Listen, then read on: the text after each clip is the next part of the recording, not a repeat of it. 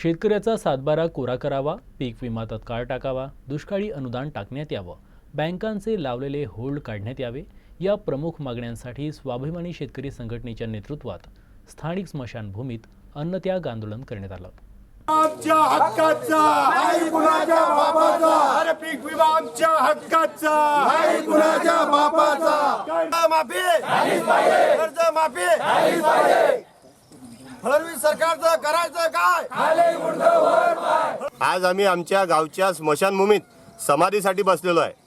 पण आमचं दुर्दैव असं की हे सरकार नेहमी प्रशासनाला समोर करून आंदोलन दडपण्याचा प्रकार यांचा चालू असते नेहमी.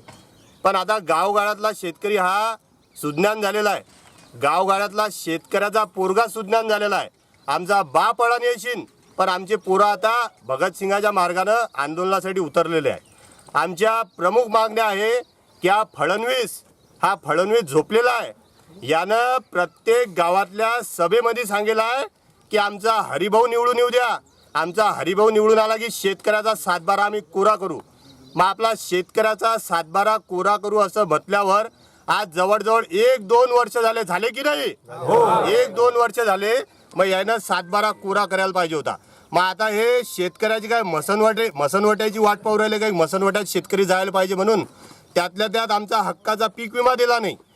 दुष्काळी अनुदान 13,600 मलकापूर नांदुरा तालुक्यात अजून 2,000 शेतकरी बाकी आहे.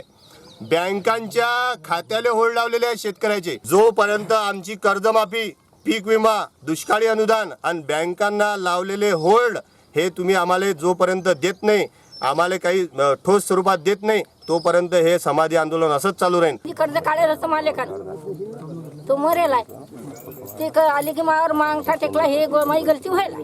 मानावर शेती आहे, ते बँकेवाले येतात, बाई बरं कर्ज कुठलं भरू मी कर्ज, मला खायला तर तुम्ही घाला ना, खाऊ घाला ना. आता पगार बी बात चालू नाही करत. एवढं वय झालं आता काय होते माझ्यात काम धंदा नाही. माझी शेती काय माती खाऊ त्याच्यातली? खरी गोष्ट हा, कोणा जो दिले कागद की नाही म्हणता होत नाही. तुझ्या नावावर शेती आहे, मग काय माती खाऊ बापा त्याच्यातली?